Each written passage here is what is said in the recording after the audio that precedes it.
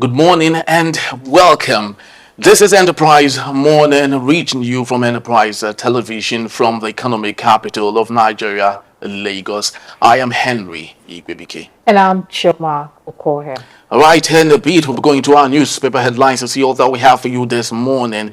And right after that, in a jiffy, will be our main conversation also for today, while we get everything all sorted out for you. Please do well to be part of our community. Join our tribe and have a say in what we say. You can always find us at enterprisetvnews.com and also like, comment, and follow us on all our social media platforms at Enterprise TV. 7 with us today in the studios to do justice to all that we have and possibly take us on through our main conversation. In the studios with us we have Barrister Tunji Abdulhamid, a public affairs analyst, and Barrister Law. Good morning to you, Barrister. Good morning. Good morning. Thank you for having me. Thank you so very much. And also joining us virtually from Lagos also is Prince Kenneth Ikenwa. He is a lecturer from the University of Lagos. Good morning to you, Doctor. Good morning. Good morning, Henry. Good morning, Barrister. Chairman, good morning. Thank you. Nigeria. Thank you so very much for your time. So let's kick off our newspaper headlines today with the This Day newspaper. What do we have, Jim? On the top strip of This Day newspaper, federal government unveils new fiscal incentives to boost oil, gas sector. We have two riders, but I'll just take the last rider. Offers new tax reliefs for deep offshore projects.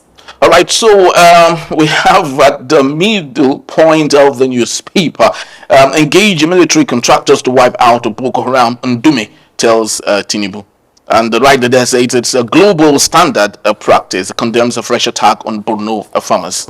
Okay, still on the top strip of This Day newspaper, Naira redesign was good for the economy. Former acting CBA governor Shinobu tells court. Details are on page 6. All right, so let's get to other stories here. International, that is, Israel declares United Nations chief António Guterres persona non grata. Prince Kenneth, I'd love you to take us on this particular matter. What does that mean actually, when someone is declared a persona non grata, especially for a symbolic position like the United Nations chief António Guterres, that is? All right. I would have thought the learned colleague should have received the first shot on that this morning, because I think persona non grata is actually either a Latin word or a Greek word. No, it simply means what that means is that. Yes. What that means is that. So maybe I should differ and I should yield. no. Let me just. Please, just introduce so that we can take it. By my own understanding, and in English, it means you are not welcome. Unwelcome. So if you are not welcome in the place, you are declared no grant, personal non grantor. If they say Tunji, you cannot enter Unilag now, they can declare me no a personal non grantor. That means I can't enter Unilag. I'm not welcome in Unilag. Oh yes, so that's what it means when you say you are declared persona non grata. Yes. It means for all purpose and intent you are not recognized. You're stripped of all diplomatic immunity, all diplomatic apertures that come with your office and your personality. And when such declarations are made, they're either made politically, maybe during the state of war, and it now becomes on different members of the United Nations to actually accept whether they take positions or take sides with that decision or not. But I think we should look at the bigger picture with what is happening with this war, and we should be more concerned not with personalities, as in persona non grata, but we should be more concerned as individuals and creatures of God in the world, that these issues that have to do with personalities, because it is like this war is being fermented and these problems are being fermented by differences in personality, cults, and personality ideologies, and not necessarily, those that have religious undertone. So I hope that whether anybody is declared persona non grata or not, I hope that these issues do not snowball into a pathetic regional war. And I hope that these issues do not lead us into World War III, because the world is very sweet. I'm not ready to die now or atomic bomb or gas. And I hope that we can get our acts together. And those that are very prayerful should pray that we bring an end to this. This has been on from time immemorial. And I hope that the United Nations will put its act together and get this problem sorted out sooner than later. Thank you. Baxter Tunji, Guterres didn't respond to the question, and he headed in for a meeting. But he stated that there should be a halt for the escalation of a tit-a-tat violence. He wants us people, as it's leading people to the Middle East straight over the cliff. Is this a smart thing for him to say at this point, especially when he was given this personal non-grantor? Yeah, I think let me first of all start from where the doctors stopped by saying, look, this word is sweet. Even with the hunger in the land in Nigeria, people are not ready to die. So, and you cannot, if there's no peace in the world, definitely we that are in Africa that were not affected now may be affected one way or the other. Yeah. So we must be preaching peace, and then we should not be talking about people who wants to fight or not. So, and you see, when you are declared person non grata, it means that you are not welcome in that. In other words, your comment, or maybe probably because of what you have said or what you have done, and that's why you have been declared person non grata. So it is there for them to decline. That cannot stop you from saying whatever you believe in or whatever you are saying. And whatever he says, if it's in the interest of peace, I am for it. Like I said, I don't want to even talk about who is at fault, who is not at fault, what should we be doing to bring peace to this world. We are all human beings.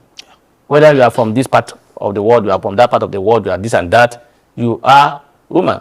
And then once that life is gone, you can't bring it back. So we should be thinking of how do we bring this peace? We should not be looking at how do we test our might. Because that's what I see. Exactly. I see it about testing of might.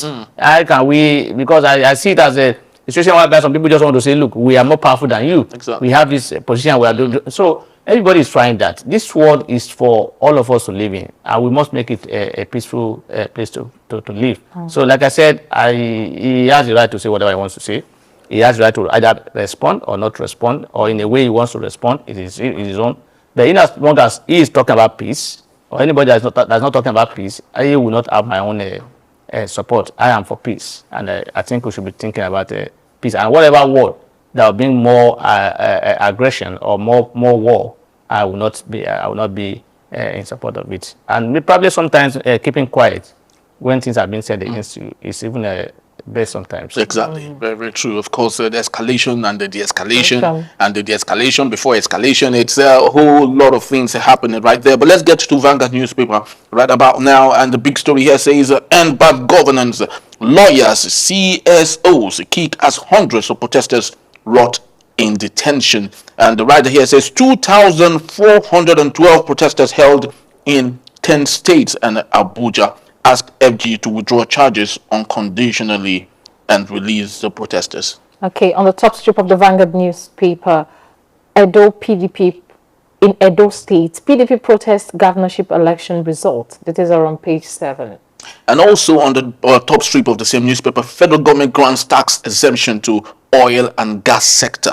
Reps reject CFR, demand GCO and ANA for speaker. Details are on page 9.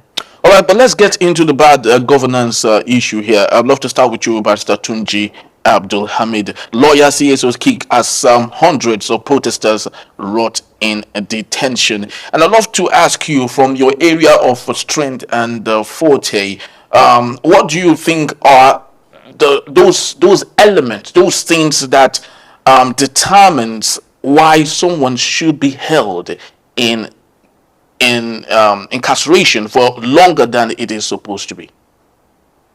I think is a good concern for me, the situation we are finding ourselves today, whereby people who are just protesting and asking questions from the government have been detained for a longer period, or are being charged for terrorism so as to be kept in custody. Even at that, I'm not aware that any law that says once you are alleged of terrorism or whatever offense, you must be kept in custody without trial. I'm not aware. The law that I know is that if you are alleged of any offense, you have to be tried within 48 hours, between 24 hours, or at most 48 hours. So why do we violate it? If that is not possible, what they do today in Nigeria is that they will go to court and go and obtain an order to detain you while they are investigating. This is an aberration.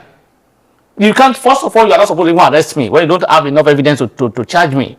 For you to arrest somebody, you must have enough evidence in your hand. You must know that, look, this is the person. So if you say you want to investigate, that means you have not concluded you have not even concluded that the person who has done anything wrong, or you have not even ascertained whether or not what I have done is contrary to the law or is not contrary to the law. So, but what we find ourselves in Nigeria is that advantage the government, and that's why we're having a lawlessness in Nigeria, because those who are supposed to ensure compliance with law are those who are in the forefront of breaching the law, are those in the forefront of manipulating the law, are those in the forefront of trying to corner the law to suit their own interests.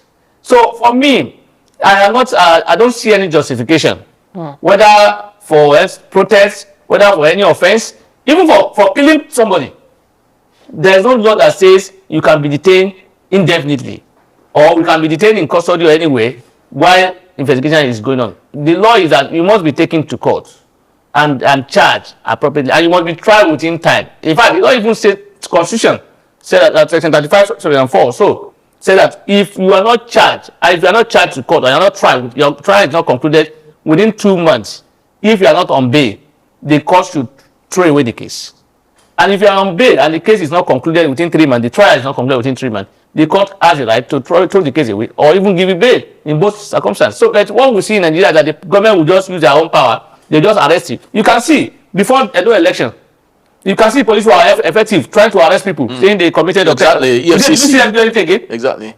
And when those in are complaining that there was intimidation, it was this and that, they are saying no, they are doing their job. Did you see them still do the job today?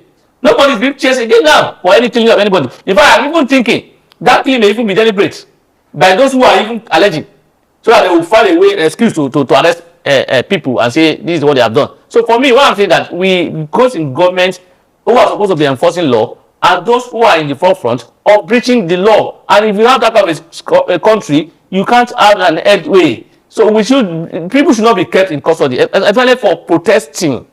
Protest is legal in law, and those in government today did protest. They did protest, and they are even making part of it that they led protest. So why is it now an offense for people to protest, to ask questions from government, and then when you now protest, they find one thing or the other to put in your head and say this has happened to you, and then you must face it. Let's even as big, like I said, that they are being alleged of terrorism, and they are being alleged of murder or whatever. They are not supposed to be kept in custody for indefinitely without any trial or without any being charged to court for any offense. Thank you. Ikenna. Hello, doctor. Can you hear me? Yeah, I can hear you. The name is Okay. Ikenwa, not Ikenna. Okay, Ikenwa, yeah, okay. As a sociologist, we believe that most times conflict brings about social change. But in Nigeria, where most of its citizens has rise up to question the government, can we say social change will definitely come to limelight in the country Nigeria?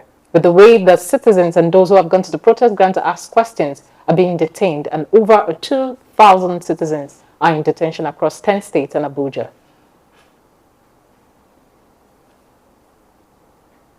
All right, that is a very serious question, very strategic, and a number of an alliteration of C's actually come into play. We have to do that analysis. Now we're talking of conflict, we're talking of change, we're talking of chaos, but most importantly, we need to highlight two other C's. Number one is the legacy of colonialism. And number two is the kind of constitution we operate in Nigeria. And in fact, number 3C is the constitution of the geographical territory, the constitutional elements of the geographical territory called Nigeria. Let's start with number 3. We are a people of almost 350 different ethnic groups, leanings, and cleavages. So it becomes very hard when you are speaking, when you are asking someone from my nation, the Ezechima nation. In fact, I'm a product of two nations. I'm a product of the Ezechima nation, and I'm a product of the Oduduwa nation. So for somebody like me, it will become very hard for me to accuse Barrister Tunji now, because from my maternal side, he is my relative. Okay? But someone that doesn't have that kind of relationship or that kind of, constitution in your makeup will find it easy to point accusing fingers at Barrister Tunji. What am I trying to say? We come back to the first C, the legacy of colonialism. The legacy of colonialism left us with a structure that has perpetuated oppression, suppression, repression, and depression in Nigeria by certain groups and of certain groups. So Nigeria has been set up in such a way, backed up with the constitution, backed up with the interference, external interference of colonial powers, imperialist powers, neo-colonialist powers, to see to it that we can't get the quality that is expected of a true democratic society. Now, until we bring ourselves together, until we coordinate ourselves together and realize the differentiation that this has made in bringing a negative effect on our integration as people, we can't have the social change that will deliver the dividends of democracy and that will deliver the dividends of economic growth and development. So we go back to the Constitution. We go back to what the colonial masters or colonial lords actually did to Nigeria, and the fact that even we as a country are having a colonial mindset. There is a group of people in this country that believe it is their right to have political power. There's a group of people in this country that have been denied the opportunity to ascend to political power. So we must address a lot of these questions before we start understanding why people can be treated with liberty and why there is a flagrant disregard for the laws in Nigeria and why people do not have the fundamental human rights, which is the first right that is guaranteed to every individual that is born in a free and democratic society. Thank you so very much, Dr. Barrister Tunji Abdulhamid. Let's take a look at this other issue. Constitutional amendment. Atiku proposes a rotational presidency, 5-year single tenure orders. Do you belong to this school of thought? Of course, Atiku is someone who truly do respect. Atiku, yes, the His Excellency President Atiku, former President, Vice President Atiku Abubakar, had made this a commendable suggestion or proposals regarding this. He made several recommendations regarding what is to be amended in our electoral, that will guide our electoral process. And I prefer that to what some people are doing, going around that talking about we must have a conference to have a new constitution. That is even, they should also sit down, look at the area of lacunas and bring out this. So come back to your question. I am neither here nor there. I appreciate that that suggestion is laudable, is good thinking. But I'm concerned. My concern is that will it work? Will it change anything?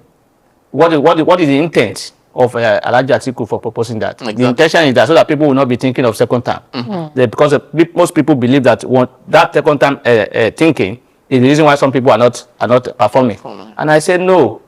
Even those who are not going for second term or third term, I see behaving as if they still want to contest. Look at River State, what is happening. The current minister of the FCT spent his 8 years. They still dragging power with the governor elect. The governor of River State, similarly Fubara. He's still been saying, look, I must be recognized as the owner of the state, as the owner of the structure. I must be in charge of the state. It's no longer there. So what I'm trying to say is that look, even when we give them 6 years tenure straight, which we are thinking it will cure the issue of second time thinking. Exactly. They still want to think about who will take over from them. Oh, okay. And then whenever election is coming, they will still behave as if they are the one who will still contest the election. So leadership is proxy. Look at Edo State, what has happened recently in PDP. You can see that the governor is the one was the one contesting for election. You can see in Edo State. You can see in Kogi State. When Yabelo was about leaving. He was practically the one in charge. Look at Oshiomhole in Edo State. He was not even allowing the governor to talk. He's the one doing all the campaign. So what I'm saying that the issue of a term is not the problem. The problem is about the desire to serve. Do we have those people who actually have the mindset to serve the people? Do have Mandela spent only one term. 4 years. 4 years of one time. And he was today they still recognize him as the best, one of the best president they have in that country. Yes. Then in our own country, we'll be talking about 4 years is not enough. Why we'll be using the first 2 years or 3 years to do jamboree, and then the last 2 years will be used to prepare for Elections. and then after the election that are 8 years, we'll be thinking of who will take over from me, and then we'll be working towards fighting other people so as to ensure that the person you want to take over from you is the person. So that attitude is the problem. So like I said, I recognize that what's it called, suggestions. There are so many other suggestions he made. He talks about the issue of qualification of candidate for election, which I also appreciate. But it's not only be, I think I would prefer that, look, the minimum for councillorship should be ND. Okay. The president must not be minimum must be first degree. Because if you are looking for a small job that will put you in level 7 or level 5 or level 7, whatever, they will ask you for first degree. First degree, yeah. So level 7 or level 8, you must have a first degree. So if you want to be the president of the country who wants to rule over Nigerians, you must have that level of education so as to be able to understand things. I'm not saying those who don't go to school are not wise or they don't have sense. But there are some things you want to do internationally or even locally that because of your education, a lack of education, you may not be able to do it. So as for me, he was spot on that as well.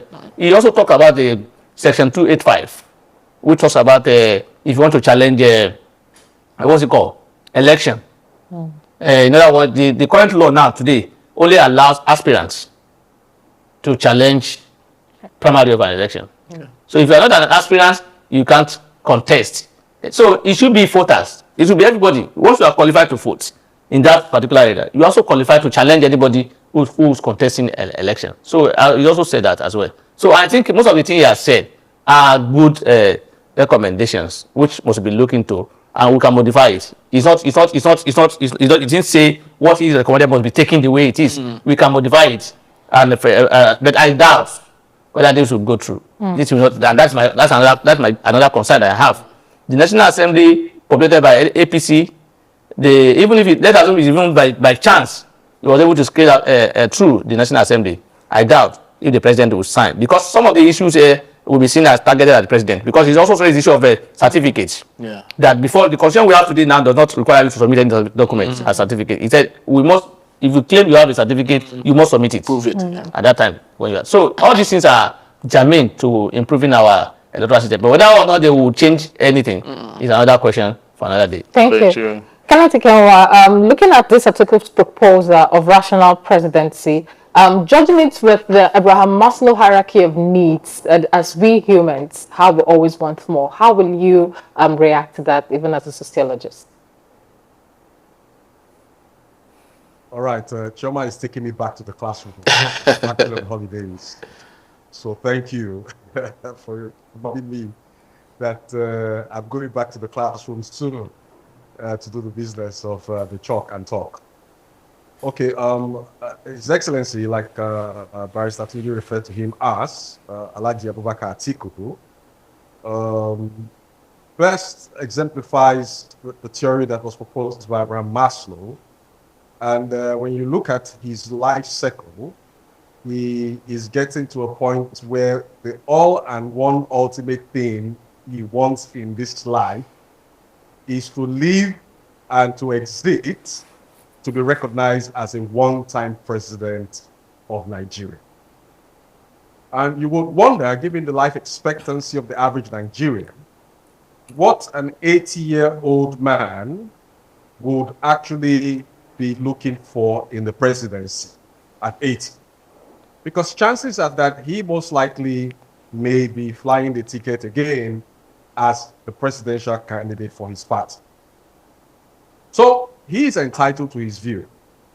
But you see, we have to come back and begin to isolate our individualistic ambitions, sacrifice these ambitions for the greater good of the collective, for the greater good of Nigeria.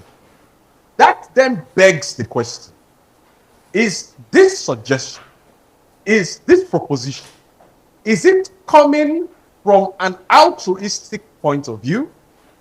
Is it coming from the point of view that sells to us the best interest of Nigeria? It is dialectic. On the one hand, possibly yes. On the other hand, we can say it's selfish, it is personal, and it is all aimed at, perpetuating an individual's ambition. But let's come to the facts and speak to the facts of the matter. Like I did say about one of our seeds, which we have not been able to appropriate, and which some countries like Switzerland have been able to appropriate. There are countries in this world where you have 4 dominant ethnic groups. In Switzerland, you have French, you have Italian, and so on and so forth. And there is an agreement that, look, when one group has power for a number of years, it shifts to another group, and it is rotational. Can we adopt that model, and will it work in the best interest of the collective? That is the question. Will the powers, the human powers, principalities and powers, the movers and the shakers of Nigeria, who believe that they own Nigeria and they should determine how the ship called Nigeria should be steered, will they agree to such propositions? Will they agree to such intentions? So the picture is not clear. It is very gray. It is not factoring in how we can actually get all the 200 million Nigerians to benefit from the commonwealth of Nigeria. So the bigger question is this: will such a proposition guarantee the egalitarian, the equal distribution of the commonwealth of Nigeria? That, for me, is the major challenge. It doesn't really matter who becomes president. It doesn't really matter if you are 80, if you are 70. It doesn't even matter if you are 35. I mean, the French president became president at 34. So the age is not a factor. And I also beg to disagree with Paris with respect to whether the president should have a degree or not. I think the real issue we should be focusing on in this country that I know, where I teach, and I've been teaching for almost 2 decades, is getting individuals who have degrees that actually have pedigree. So we have a lot of people with degrees in Nigeria who do not have pedigree. Look at the mess that we're facing in Nigeria today. People going to purchase degrees from neighboring West African countries under 6 months, under 2 months, and coming to present them in Nigeria and being allowed to go for NYSC. Then tomorrow, somebody that procured a PhD from one country at Nigeria's backyard will not tell you he's qualified to be president, when he can't even tell you what a PhD means. So we should start looking for individuals, not just with this collage of degrees, but with substance that is validated by pedigree and character. That is my take on this matter. Thank you so, I very think much. we are saying the same thing with Doctor regarding the qualification and the degree. My point is, I'm not saying whether that person, the pedigree, we should not look at the pedigree. We should not look at whether or not the claiming that he has a PhD or whatever should be taken just for granted. No, we can scrutinize that. Then at least for you to even come up and say, I want to be, you must be able to show something. Whether you purchase it or not, that would be a different question. So when you are a situation whether you allow even somebody doesn't have not even as our question today, you may not even go to school at all. You don't have to even have a primary school certificate, because the law says any document recognized by INEC. So if INEC should recognize you as having just a 1 week training or 2 month training certificate for whatever, and the INEC decide to accept it, so be it. So what we are saying that minimum qualification. So we cannot scrutinize the person who claim he has those documents to see whether or not you actually can what's it called, can prove it, or can he deal with it what he said he has. So for me, I think I also agree with him with some of the concerns he raised, and which are concerns I also raised. The issue of rotational presidency, it will also create problem. Even though I agree that we need it now, because we are not one, because we believe my turn situation is in Nigeria. There's no way you can do it. There must be that turn that we are being marginalized, we are doing this and that. It will be there, no matter how good that person is. For whether if you come from a particular region, those other regions that you are not coming, you are not from their side, they will still tell you are not doing well because they want you to. And again, the problem I will create again is that how do we, the issue of internal marginalization will now arise. Exactly. Southwest, Southeast, North Central, this and that. That issue will not be there. So but at least we can start from somewhere. Yeah. And then Thank we you, can Barrister begin to Tunji. move ahead. Thank you so very much. We truly do appreciate your time. Thank you so very much, Dr. Prince Kenneth Ikenwa. Thank you. We truly do appreciate your time once more. Thank you. Thank you. Yes. My pleasure. Yeah, thank you.